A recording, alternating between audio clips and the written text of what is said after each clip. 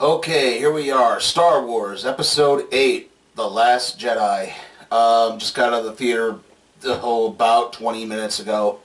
Um, I'm going to try to be less recappy in this. There's a lot of stuff to cover, and I'm going to try to maybe stick to the high points and then give my thoughts on everything.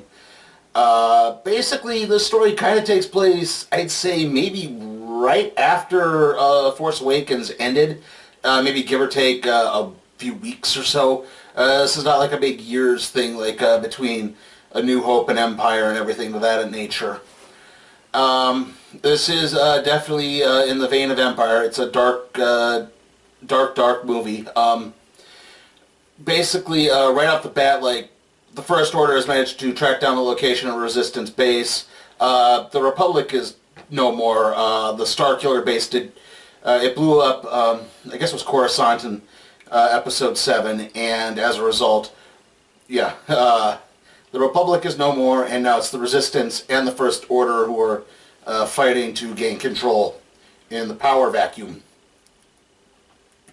In this mist, they're trying to run some distractions so that they can the Resistance is trying to evacuate its base as a spaceship called the Dreadnought arrives, and Poe Dameron goes up and goes a little too rogue in trying to take it down. They send several bombers to assist them. Basically, all the bombers get destroyed. They do manage to take out the Dreadnought as the last ship, the pilot of the last ship, just barely manages to drop the payload before it blows up. But as this is happening, Finn wakes up and the Resistance jump into hyperspace. And it turns out that the First Order can track through hyperspace. Now they have the device to do this. They're immediately after they think the Resistance think they're safe, the First Order shows back up again and just launches this massive attack, takes out basically everything except a bunch of transport ships. In the midst of one of the battles, Kylo Ren comes up on basically I would say like the operating part of Princess Leia's ship. Leia, he's about to fire, he knows Leia's on board, but he kind of freezes at just this last minute, and basically two other TIE fighters come in and blow it out. Leia's basically left adrift in space. She manages to use the Force just enough to get back on base, but she's left in a coma throughout much of the rest of the movie. But obviously with the passing of Carrie Fisher, I think it's safe to suggest that Leia's probably going to be dead in the next film or be killed off at very early on. Anyway, we then kind of go back to where Force Awakens left with Rey and Luke on the planet. Rey gives back the lightsaber. Luke takes it and basically goes, it chucks it over the side of the cliff. It sort of upsets Rey, and she tries to talk to Luke, and he doesn't want to listen to her. He doesn't want to listen to her. Finally, she gets Chewbacca to rip the door off of Luke's hut, and they at least explain what happened to Han. And eventually, let me see my notes here. Just checks it. Turns out Luke is on a planet that is like one of the original Jedi planets. It actually contains much of the original Jedi texts. And he's kind of been mulling just destroying it because he thinks the Jedi have outlived their purposeness. The Jedi were very full of themselves. They fell into their own hubris. Let me just take a quick look here. Yeah. And, anyway, they fell into their own hubris. I mean, this happened before with Vader. Luke then tried to restart the Jedi. He obviously failed with Ben Kenobi. Ben Solo, who then became Kylo Ren, obviously. So basically he's just said, no, we keep falling into the same traps. We can't keep repeating this cycle. And it's maybe best if the Jedi just kind of exist as a myth. And Rey is desperately pleading with him, and he says, fine, I will show you why the Jedi need to exist as the myth. Now, as this happens back with the First Order, basically Snoke kind of disowns Ren. He said he demotes Kylo Ren. He says, you're still conflicted. Even though you killed Han Solo, you're still conflicted. And Ren's kind of left to sort of stew. And then as they're sort of both Ren and Rey are stewing, they kind of begin to contact each other through the Force. they could actually sense each other and communicate each other, and they're talking. And as Luke does give Rey some tips, and he senses the same power that he sensed in Ben Solo, Kylo Ren. He senses in Rey, he sensed the same in Rey, and he says, "It scared me once before. It scared me. It didn't scare me before, but it does now." And exactly, like, I can't. Yeah, this is why I have to stop teaching you. You're going to abuse it. During her first demonstration of sensing it, it's sort of a humorous point where, again, she's sensing it. She's like, he's like, he tells her to, he teaches her to meditate, and he says, reach out, and she quite literally reaches out with her hand, and he's like, ugh, and he's holding this kind of long blade of grass or a leaf of some kind, and he starts like tickling her hands, and he's like, do you feel it? Do you feel it? Yes. And he whacks it. It's like, reach out with your mind. Anyway, Luke basically explains that he was training Kylo Ren, Ben Solo, whatever you want to say, and he acknowledges that it was a mistake to do so because it was, again, the hubris. Basically, he could sense the growing darkness in Ben Solo. He tried to quell it. It couldn't work. Ben turned on him and attacked him, basically knocked him out, thought he was dead. And when Luke came to, the Jedi Temple had been destroyed. Ren did take, I think it was 12 of Luke's Padawans that he was training, and he killed the rest. Now, this does beg an interesting idea, as this is a pure fan theory from me. Those 12 knights, or 12 Padawans, I guess they would form the Knights of Ren. I wonder, could they be the basis for the First Order stormtroopers, of which Finn was one of them? Like I said, Finn is one of them, and he sort of, he turns on him. So could he be like a clone of a Padawan who initially joined, but then kind of began to get conflicted halfway through?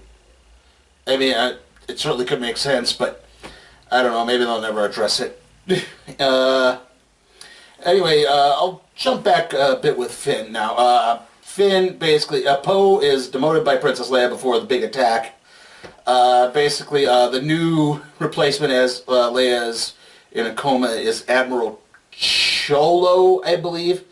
It's later hinted this is probably Leia and Han's daughter, but I didn't quite catch it. It gets a little garbled at a couple points. Anyway, Finn basically he wants to track down Rey. He wants to figure out where it is because they had means to keep in touch with Rey, with not exactly communication-wise, but they have a way to track her. And he starts trying to mount an escape pod to possibly just get out and again to look for Rey. And he bumps into the sister of the female bomber who blew up the dreadnought, and her name is Rose. Again, it's funny because I think at one point they called her something else, and then suddenly she was called Rose. And she stuns him, but as they're sort of talking, they sort of piece together that they could actually find a way to disable the tracking device on Snoke's ship that could track through hyperspace, but they'll need help because they need to sneak onto it.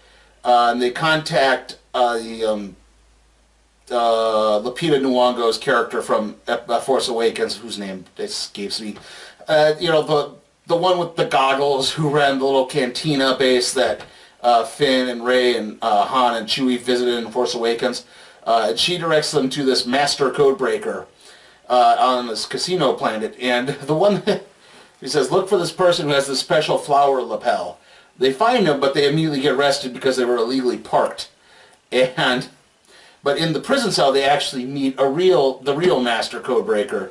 And he breaks them out, and basically he agrees to help them sneak onto Snoke's ship so they can disable the device. I'll get him back into the Leia plan in just a bit. Okay, going back to Luke and Ren.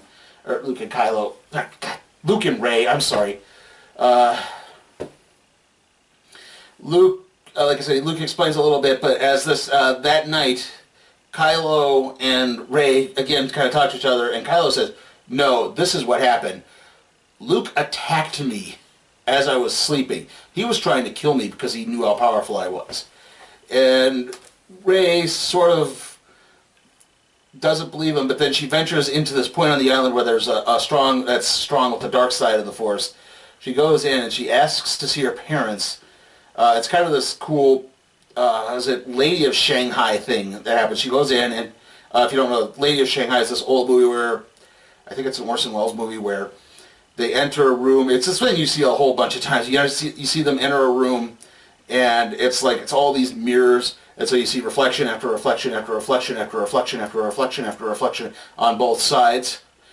And yeah, it's like, so all you see is this, and there's points in there she's testing things out. Like, she calls, he hears, da, da, da, da, and it literally just echoes all the way back and forth across the theater. She snaps and it echoes back and forth across the theater. That was a really cool scene. But as this happens, she eventually finds nothing in there. She finds nothing, and let's see. Anyway, Rey finds nothing. She eventually fights her way out easily, confronts Luke, and Luke explains that he did set out to kill him, but that's because he felt that Snoke had already turned Ben. There was nothing he could do to save him. But at the last minute, Luke froze, and that's why he thought, he startled Ben, and that's what, caused the initial fracture to happen. Like, Luke caused it.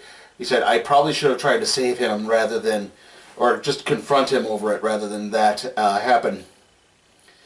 Anyway, it's enough that Rey basically just says, I'm done with this, and leaves the planet, leaves Luke behind. Luke's distraught at this point. He basically says, I'm going to torch the Jedi text again. The Jedi need to end. And as he does it, the Force Ghost of Yoda appears. And basically says, yes, that's what you should do. Like, stop devoting yourself to the myth, and the ideals, and falling short. Just move on. As he said, to reiterate from, never his mind on where he was and what he was doing. Yeah, see the world before your eyes. You're always looking off into the future. Live in the now. Yeah, and sometimes that's the best way to move on. Okay, and basically this is when all the plots start to come together. Basically, Poe clashes a lot with the new Admiral. He eventually stages a mutiny to try to take over, to allow Finn, Rose, and the Codebreaker to sneak onto Snoke's ship, which they do. Unfortunately, they get caught. The mutiny is overthrown. Leia actually comes back and knocks out Poe with a stun blast.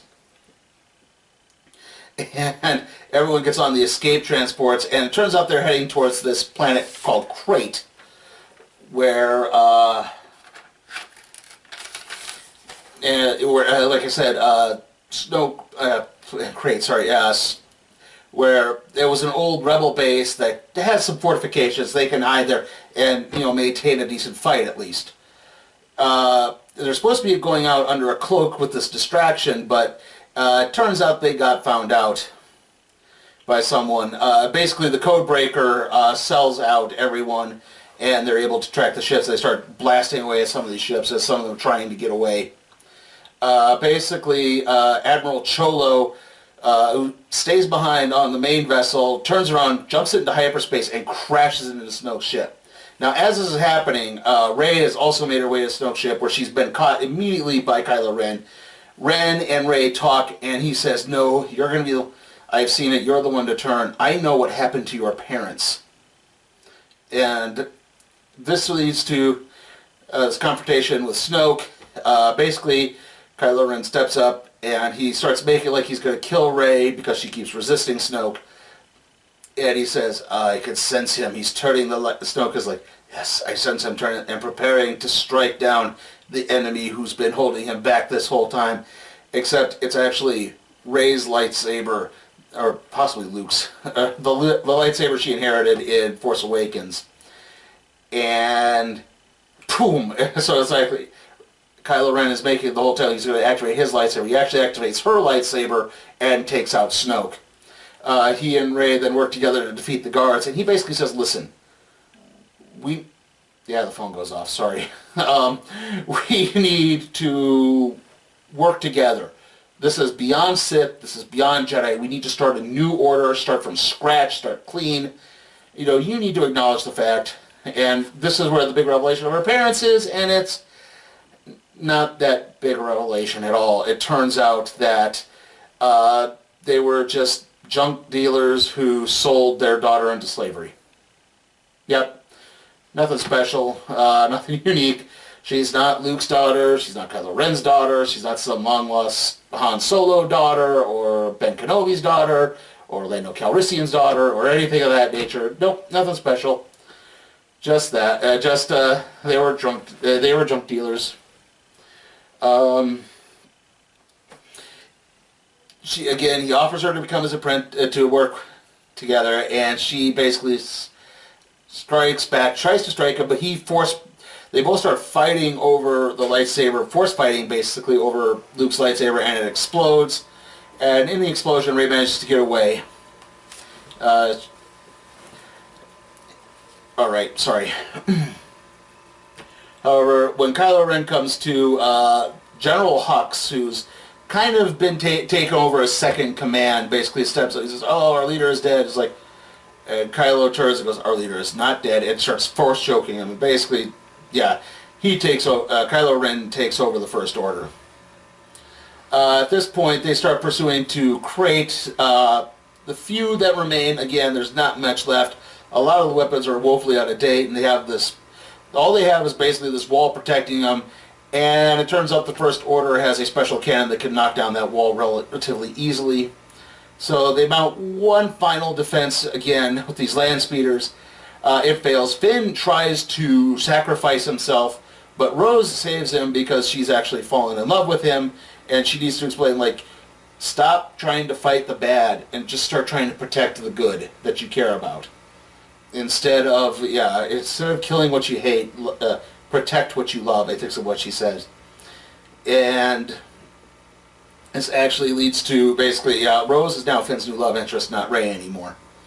It's at this point, though, that Luke shows up. And he basically stops with Leia. He sort of apologizes for everything that happened, and, he explains, like, there's no saving Ben. He's gone. And Leia's like, I accept that. I don't like it, but I accept that. He goes out. Basically, Kylo spots him, and he orders all these AT-ATs and everything to just open all their fire onto Luke, and it somehow doesn't faze him. He's just like, Luke goes like, he actually dusts his shoulder off. When Luke is doing this, he's suddenly like de-aged 15 years as well, so that's the weird thing. And on top of all of that, so finally Kylo says, I'm just going to go face him, you keep your order. It turns out this is all just a trick to get everyone to sort of sneak out the back of the base. They meet up with Kylo Ren and leave on the Millennium Falcon. Anyway, Kylo and Luke, fight and fight and fight, and then suddenly Ren swings and hits Luke, and nothing happens. And he sticks the blade. It turns out Luke has been force projecting the whole time. He's actually back on the island, and he's used basically the last bit of his strength to buy time for the Resistance to escape. With that, Luke fades away. He becomes one with the Force and dies. And so, yeah, it's, like I said, obviously with Carrie Fisher's passing, which I know they didn't obviously plan for, but, it looks like Episode 9, that none of them are going to feature. I will say this, before the end credits, we do get one more thing, and that is Poe and Rey meet, and now it looks like, with Finn not being in the triangle anymore, it looks like it's probably going to be Poe and Rey. They kind of look at each other like, yeah, I guess we haven't really met. Yeah, I've heard of you. You get this kind of like, oh, okay, yep, they're the ones that are going to couple up. Anyway, overall thoughts. I actually kind of like what they did with Rey's parent. Instead of just making her part of the Skywalker legacy and bloobity blah blah blah, I did kind of like they did something a little different. Again, just making her that random person. They're kind of an anti-Empire in a way. The like what they did with Kylo Ren. I was not a huge fan of Kylo Ren in Force Awakens. I think he's in a much stronger position now. I mean, it's kind of like, what if Vader had basically just killed the Emperor and taken over the Empire himself at one point? Like, not even with an apprentice, he just killed the Emperor on his own. Yeah, exactly. Like, that probably makes him stronger than Vader, if I dare say something like that. And I guess I wound up recapping the whole movie, didn't I? I'm sorry. I try, guys. I really do try sometimes. Anyway, like I said, I liked a lot of. I'd say some of the downsides. They don't do a good job. Like I said, it took me forever to realize what Cholo. I'm not even sure I've got her name right. Admiral Cholo. She's played by Laura Dern. Rose, I didn't quite catch her name right off the bat. I thought I heard two different names at one point. Yeah, again, General Hux is basically this wormy little guy, not really good. Captain Phasma, who's the big stormtrooper, who's actually a female. It's Brienne from Game of Thrones. She and Finn square off a bit on the ship, and he actually knocks her into basically a pit of fire. Now again, because of all the stormtrooper clones, she could obviously come back, but I mean, effectively, she's now dead. I guess that's not necessarily a bad thing, but again, it's like you build these characters up sometimes to be really big, and then, yeah, you look at what happened to, like, Boba Fett, where, George Lucas has said if he knew how popular that character was going to be, he would have probably killed him off in a much more dignified manner than he made the Sarlacc burp. Anyway, I'm going to give Episode 8, Star Wars Episode 8, The Last Jedi, I'm going to give it an A. I really enjoyed it. It really improved on Force Awakens. Like I said, I was pretty lukewarm on Force Awakens. It had high point. I thought it was a very sort of average movie. I thought this definitely capitalized by taking a bit more risks, doing some new things that felt a little different. Like I said, I don't like that. I like that Rey is not part of the Skywalker legacy, as now more her own character. I like that, Snoke basically gets done in the second film, and now, Kylo is the real big bad.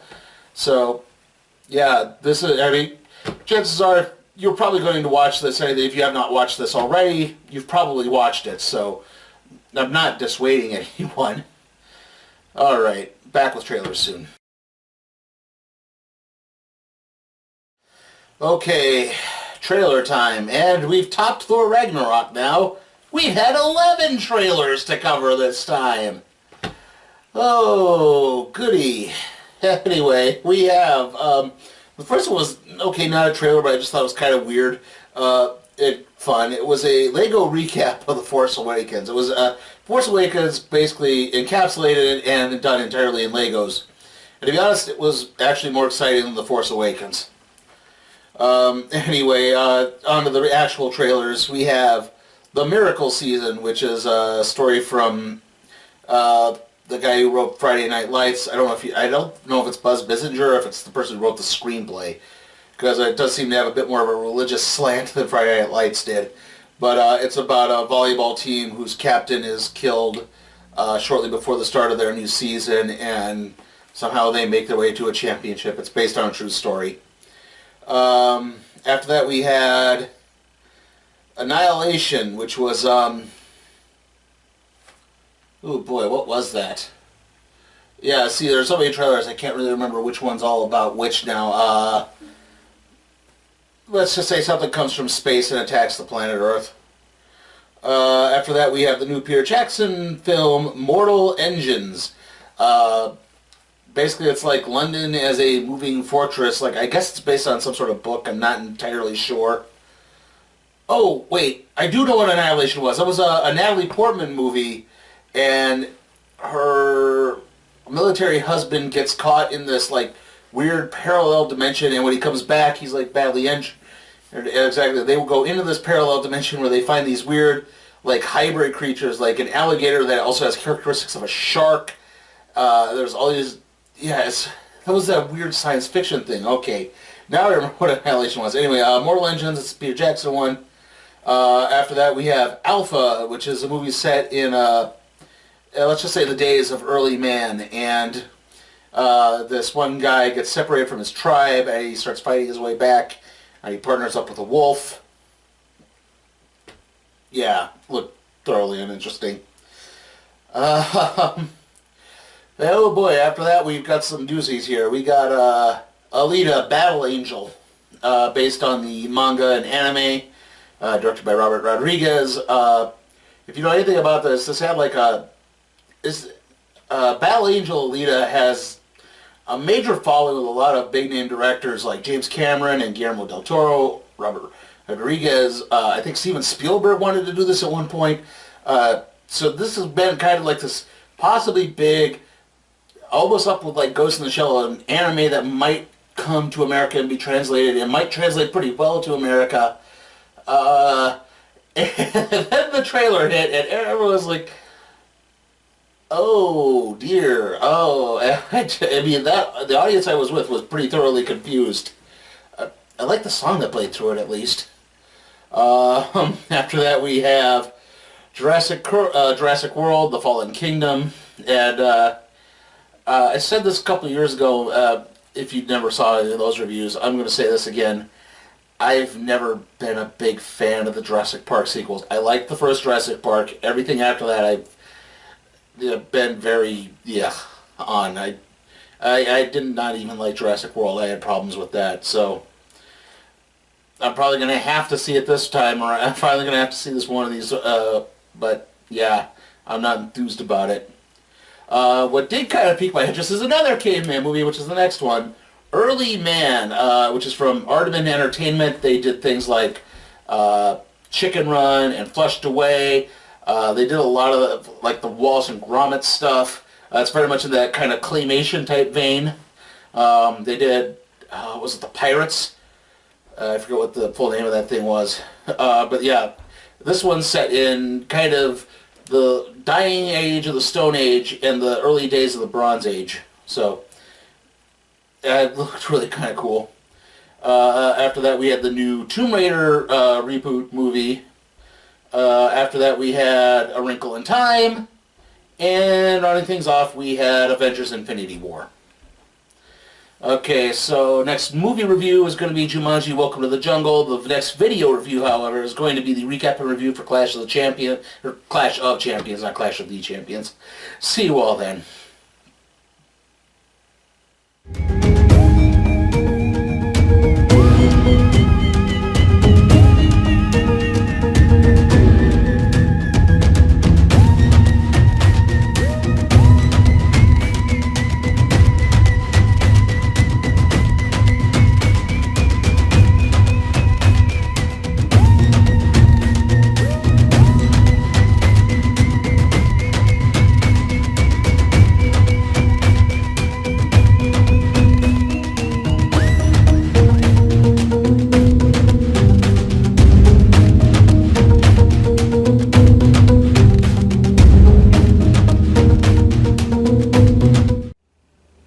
Hey guys, just a reminder, I am on Patreon now at patreon.com/SleepyTime for Cat Productions. There's a reward tier where you can request for me to review a movie. So if you want to force me to see something like the Emoji Movie, here's your chance.